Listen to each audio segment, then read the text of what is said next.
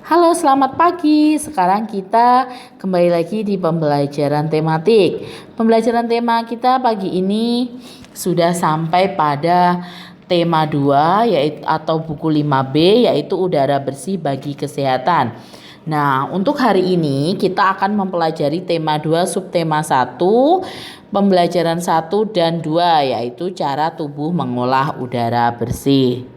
Oke, materi yang akan kita pelajari hari ini yang pertama ada tentang bahasa Indonesia. Itu ada tentang menjelaskan informasi pada sebuah teks. Kemudian IPA kita akan mempelajari tentang organ pernafasan. Dan untuk yang materi, kemudian kita juga akan mempelajari tentang cara membuat cara kerja organ pernapasan hewan. Dan pada SPDP kita akan mempelajari tentang tangga nada mayor dan minor. Oke, kalau sekarang kalian sudah siap, sekarang kita akan menuju ke materi pertama yaitu materi bahasa Indonesia. Di sini siapa yang tahu bagaimana cara mencari informasi penting dari suatu teks? Kalau kemarin kalian belajar untuk mencari ide pokok, sekarang kita belajar untuk mencari informasi penting dari teks.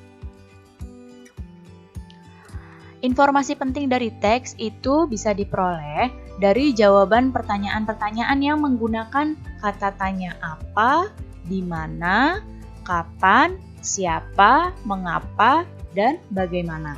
Jadi, kita bisa mengajukan pertanyaan-pertanyaan dengan kata tanya ini untuk mengetahui informasi penting dari teks tersebut. Jadi, untuk mendapatkan informasi penting, kita juga dapat membuat pengelompokan untuk setiap pertanyaan dengan cara membuat peta pikiran atau mind map. Ya, mind map untuk daftar pertanyaannya. Oke, sekarang kita akan mencoba mencari sebuah informasi dari teks berikut, yaitu teks tentang kata dan kata sang hewan amfibi. Kalian bisa melihat teks tersebut di buku paket kalian di halaman 3. Nah, setelah membaca teks berikut, kita akan menemukan beberapa informasi.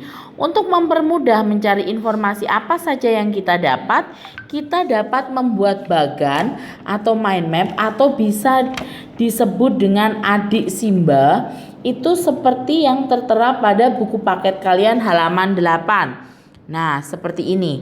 Di bagian halaman 4 ini ada pertanyaan. Nah, adik Simba itu apa saja? Adik Simba itu adalah apa, di mana, kapan, siapa, mengapa, dan bagaimana. Pertanyaan pada kolom pertama, apa nama hewan yang dijelaskan dalam teks? Nah, yang dijelaskan dalam teks tadi hewan apa? Iya benar, yang dijelaskan dalam teks tadi adalah hewan kata. Kemudian di mana tempat hidup hewan tersebut?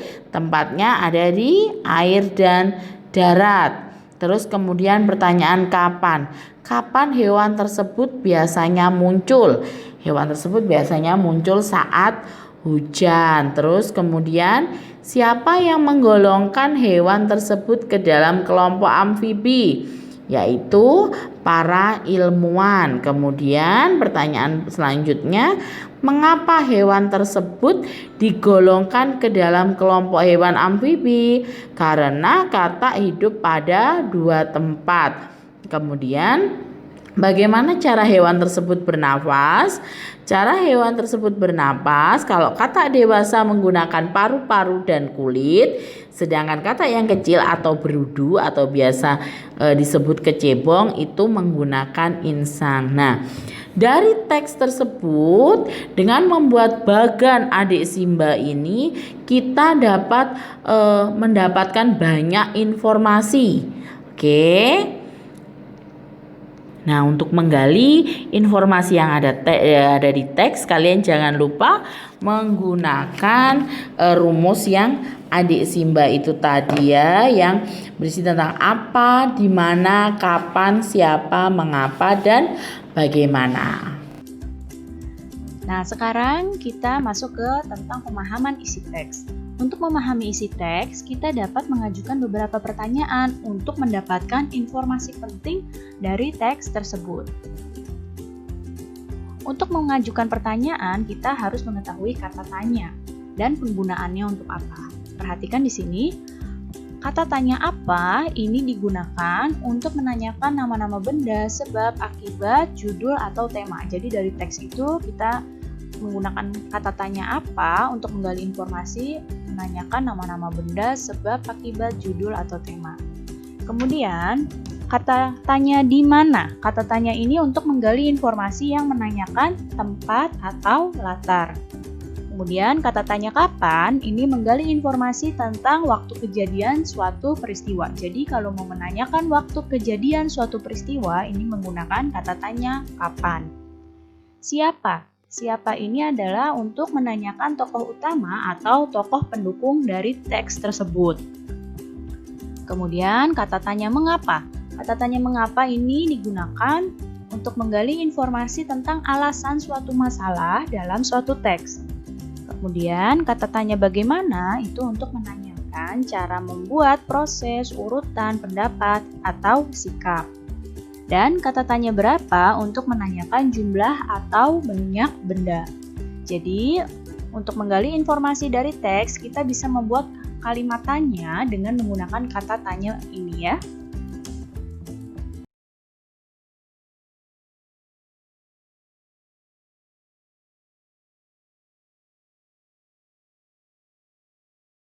Sekarang perhatikan gambar di hadapan kalian ini. Suasana pada gambar ini tampak segar ya. Kira-kira kenapa? Kamu bisa menyimpulkan ini tampak segar. Iya, karena pada gambar ini banyak pohonnya. Berarti lingkungannya ini sangat hijau dan banyak pohon ini berarti banyak juga oksigen yang ada di lingkungan ini. Seperti yang kita tahu, oksigen itu sangat diperlukan makhluk hidup untuk bernapas. Jadi setiap makhluk hidup itu membutuhkan oksigen untuk bernapas, baik itu manusia, hewan, ya membutuhkan oksigen untuk bernapas. Nah, sekarang kita akan belajar tentang sistem pernapasan hewan. Nah, ada beberapa hewan yang akan kita bahas di sini. Yang pertama adalah cacing tanah. Kemudian ada serangga, ikan, amfibi, reptil, burung, dan mamalia. Kita bahas pertama cacing tanah. Cacing tanah ini bernapas dengan permukaan kulit. Kemudian serangga, segala macam serangga itu bernapasnya dengan trakea. Kalau ikan, bernapasnya dengan insang. Amfibi atau katak itu punya dua fase pernapasan. Kalau berudu, dia bernapasnya dengan insang, sedangkan kalau sudah dewasa, dia menggunakan paru-paru dan kulitnya. Reptil bernapas dengan paru-paru. Burung bernapas dengan paru-paru dibantu dengan pundi-pundi udara. Dan mamalia bernapas dengan paru-paru. Nah, yang pertama adalah cacing tanah. Cacing tanah ini tidak punya alat pernapasan khusus seperti hewan-hewan lain. Jadi, cacing ini bernapas melalui permukaan kulitnya. Jadi nih, permukaan kulit cacing ini akan selalu berlendir. Jadi untuk mempermudah penyerapan oksigen dari udara. Jadi udaranya ini masuk melalui kapiler-kapiler ini dari kulit cacing ini dan dialirkan melalui kapiler-kapiler ini ke seluruh tubuh cacing. Jadi cacing tetap bisa menghirup oksigen melalui kulitnya. Jadi kulitnya tetap selalu berlendir karena untuk memudahkan cacing menyerap oksigen dari udara. Kemudian serangga. Kalau serangga ini bernapasnya dengan menggunakan trakea. Nih trakea yang ditunjuk oleh panah ini. Trakea ini adalah saluran halus yang beredar ke seluruh tubuh serangga. Ya, jadi kalau serangga alat pernapasannya adalah trakea.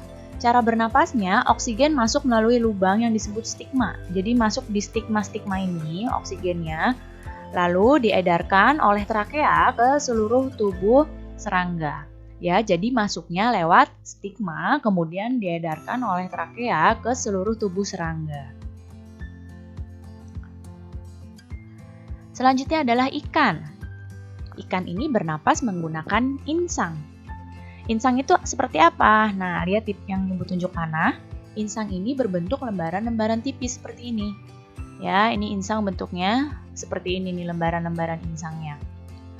Jadi, kalau ikan itu bernapas menggunakan insang dan mengambil oksigen yang ada di dalam air. Karena ikannya hidup di air, jadi dia harus mengambil oksigen yang ada di dalam air. Nah, di sini air yang mengandung oksigen masuk melalui mulut ikan. Nah, di sini masuk melalui mulut ikan. Kemudian mulut ikan ini nanti tertutup dan airnya akan keluar lewat insang yang terbuka, sedangkan udaranya masuk ke tubuh ke tubuh ikannya. Ya, jadi air masuk melalui melalui mulut, kemudian mulut ikannya ini tertutup dan air akan mengalir ke bagian insang yang terbuka, sedangkan oksigen yang masuk ke tubuh ikan dan terjadilah pertukaran oksigen dengan karbon dioksida. Oh iya, kalau makhluk hidup ini seperti hewan, ketika menghirup, udara yang dihirup itu oksigen, sedangkan yang dikeluarkan dari tubuh hewan adalah karbon dioksida, ya. Kemudian selanjutnya adalah amfibi atau katak. Amfibi ini adalah hewan yang hidup di dua alam. Ya, kalau katak itu hidup di air dan di darat. Makanya katak disebut dengan amfibi. Jadi amfibi itu punya dua tahap hidup. Nah, kalau katak ini ketika hidup di air, dia bentuknya kecebong dan ini adalah katak dewasa. Nah, ketika katak ini hidup di air, pada fase berudu, ini bernapasnya dengan menggunakan insang. Sedangkan ketika di darat, katak ini bernapas dengan paru-paru dan kulit. Nah, di sini amfibi memiliki kulit yang selalu lembab dan basah untuk membantu pertukaran oksigen dan karbon dioksida. Selanjutnya adalah reptilia atau hewan yang melata.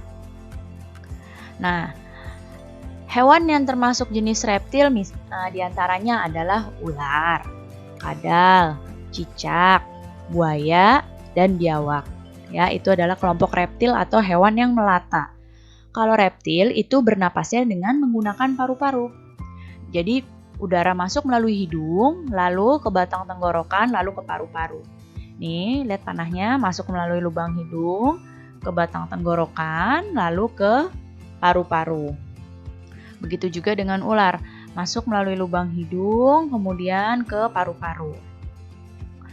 Nah, tapi pada reptil yang sering berkembang di air, contohnya seperti buaya. Buaya itu kan sering hidupnya di air, lebih sering di air. Nah, yang sering berkembang di air seperti ini, hidungnya punya sistem khusus, yaitu hidungnya dapat ditutup jadi selama menyelam. Ketika buaya di air, hidungnya akan tertutup. Jadi selama menyelam itu hidungnya tertutup. Dengan begitu, airnya tidak akan masuk ke dalam paru-paru. Jadi seperti itu ya. Selanjutnya adalah burung. Hewan-hewan pada kelompok burung ini bernapas dengan menggunakan paru-paru, sama seperti reptil. Ya, napasnya menggunakan paru-paru. Tapi burung ini punya alat bantu pernapasan, yaitu pundi-pundi udara. Jadi pundi-pundi udara ini mampu menyimpan udara. Ketika terbang, burung itu tidak bernapas melalui hidung, tapi menggunakan udara yang tersimpan di pundi-pundi udaranya. Ya, jadi ketika terbang, burung itu tidak bernapas dari hidung, melainkan dari pundi-pundi udara. Sedangkan ketika dia sedang bertengger di pohon, dia akan bernapas menggunakan paru-parunya. Jadi alat utama pernapasan pada burung adalah paru-paru dibantu dengan pundi-pundi udara. Selanjutnya adalah mamalia. Mamalia ini adalah hewan-hewan yang menyusui anaknya, seperti kuda, kemudian kucing, kambing, sapi, harimau, ikan paus, kemudian lumba-lumba itu adalah termasuk mamalia. Monyet juga termasuk mamalia. Nah, jadi kalau mamalia ini sama dengan reptil, yaitu bernapas dengan paru-paru. Tapi hanya paru-paru saja kalau di mamalia. Jadi oksigen ini masuk melalui hidung, lalu ke tenggorokan, lalu ke paru-paru. Nah, kalau mamalia yang hidup di air bagaimana bernapasnya? Nah, mamalia yang hidup di air bernapas dengan cara memunculkan diri ke permukaan air secara berkala, atau kadang-kadang dia suka muncul di permukaan air untuk mengambil udara. Seperti ini. Lumba-lumba dan paus ini merupakan mamalia yang hidup di air, tapi mereka kan tetap butuh oksigen untuk bernapas. Jadi, kedua hewan ini akan sesekali muncul ke permukaan air untuk apa? Untuk mengambil oksigen yang ada di udara. Nanti baru dia menyelam lagi ke air. Jadi ketika tubuhnya hewan ini sudah butuh oksigen, maka akan muncul ke permukaan air. Ya, secara berkala lalu mengambil udara, baru masuk lagi ke dalam air.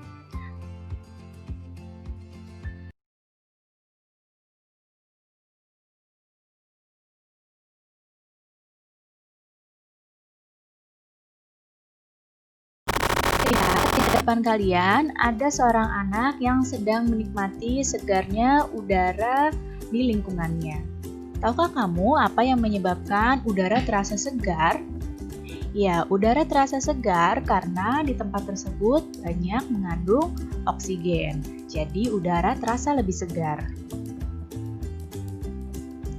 Makhluk hidup itu bernapas, semua makhluk hidup bernapas. Nah, kita manusia pun juga bernapas. Tahukah kamu apa alat pernapasan manusia? Alat pernapasan manusia adalah paru-paru. Jadi, manusia bernapas menggunakan paru-parunya.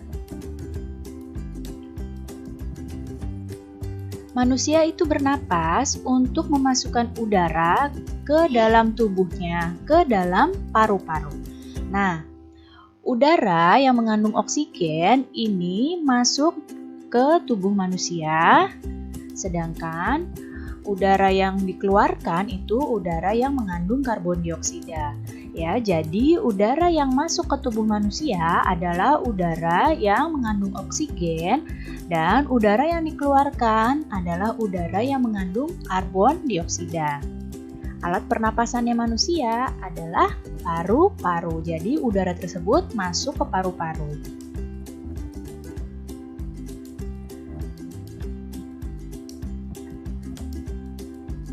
Berikut adalah organ pernapasan pada manusia.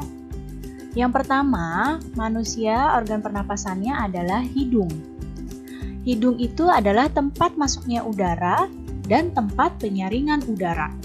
Jadi, udara yang masuk melalui hidung itu disaring terlebih dahulu menggunakan rambut-rambut halus yang ada di dalam hidung. Sehingga kotoran-kotoran yang terbawa ketika kita menghirup udara itu tertahan di hidung. Kemudian ada selanjutnya faring. Faring adalah persimpangan antara saluran pernapasan bagian depan dan saluran pencernaan di bagian belakang. Kemudian ada laring. Laring ini terdapat di belakangnya faring. Setelah itu ada batang tenggorokan atau trakea. Pada batang tenggorokan ini terdapat jaringan yang disebut silia yang akan bergerak dan mendorong keluar debu-debu dan bakteri yang masuk. Jadi setelah disaring di hidung, jika masih ada debu atau bakteri yang masuk, ini akan didorong keluar lagi di batang tenggorokan. Kemudian ada bronkus. Bronkus adalah percabangan dari batang tenggorokan. Nah, serta menuju paru-paru kanan dan kiri. Jadi bronkus ini bercabang jadi dua. Percabangan yang satu menuju paru-paru kanan dan percabangan yang satunya lagi menuju paru-paru kiri.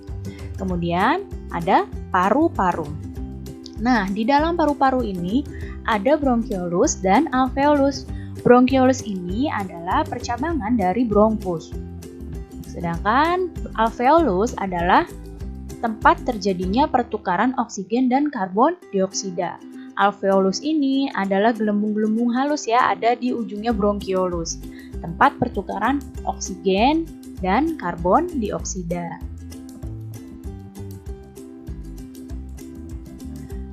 Nah, berikut adalah gambar organ pernapasan manusia. Perhatikan di sini Ada hidung, lihat panahnya ya, di sini adalah hidung.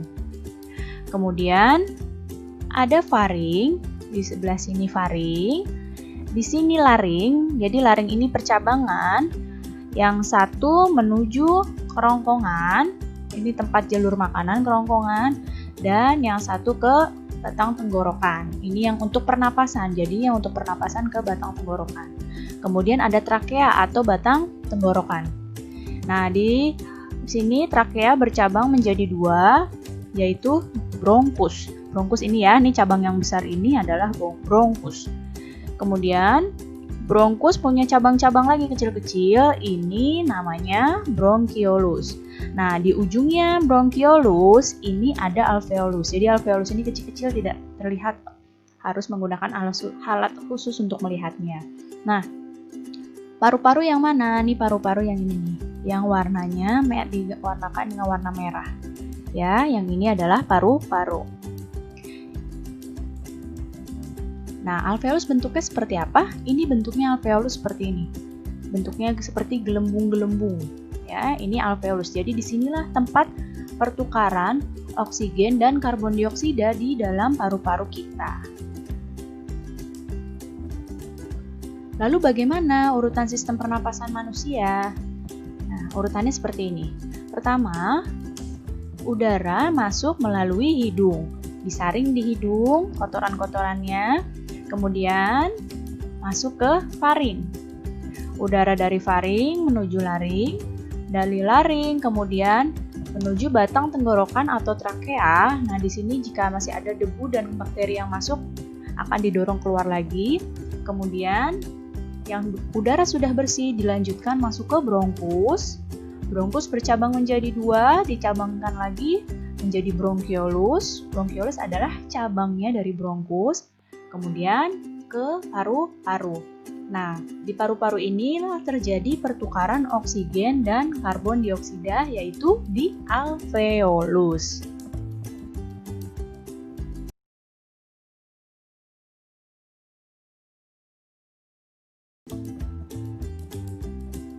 Sekarang, apakah kamu tahu apa itu tangga nada?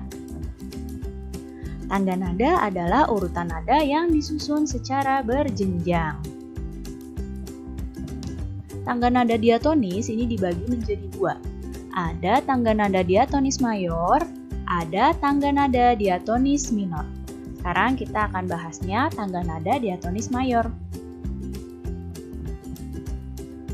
Tangga nada diatonis mayor ini seperti ini. Perhatikan di sini yang ada tulisan yang seperti huruf C, D, E, F, G, A, B, C petik ini adalah nama nadanya. Ya, yang ini nama nada. Kemudian yang angka ini dibacanya do, re, mi, fa, sol, la, si, do. Ini adalah notasi angka. Ya, do, re, mi, fa, sol, la, si, do ini adalah notasi angkanya karena ditulisnya berupa angka. Kemudian ada seperti angka 1, 1,5, 1, 1, 1,5, ini namanya interval nada. Jadi tangga nada diatonis mayor ini yang seperti ini. Kemudian ciri-ciri nada diatonis mayor, ciri-ciri lagu yang menggunakan nada diatonis mayor. Yang pertama, lagunya itu sifatnya riang gembira dan sifat lagunya itu bersemangat. Serta biasanya lagunya diawali dan diakhiri dengan nada do sama dengan C. Ya, jadi ciri-ciri lagu yang menggunakan nada diatonis mayor, lagunya sifatnya riang gembira, bersemangat, dan biasanya diawali dan diakhiri dengan nada do sama dengan C. Apa saja ya contoh lagu diatonis mayor? Lagu-lagu yang menggunakan nada diatonis mayor contohnya Indonesia Raya, Maju Tak Gentar, Hari Merdeka, Halo Halo Bandung, Gebiar-Gebiar, Garuda Pancasila, dan sebagainya. Ya, ini adalah contoh-contoh lagu yang menggunakan nada diatonis mayor. Oke, materi tematik hari ini sampai di sini. Sekarang kalian kerjakan halaman 6 yang ayo berlatih dan juga halaman 7 dan halaman 13. Kalian kerjakan sebisa kalian. Tapi kalau kalian menyaksikan videonya, kalian simak dengan baik, pasti kalian akan dapat dengan mudah mengerjakannya. Oke, setelah kalian kerjakan, tidak usah difoto. Kita akan bahas besok, kita bahas bareng-bareng, oke? Bye-bye, tetap semangat belajarnya, jaga kondisi kesehatannya, patuhi aturan orang tua kalian. Dadah!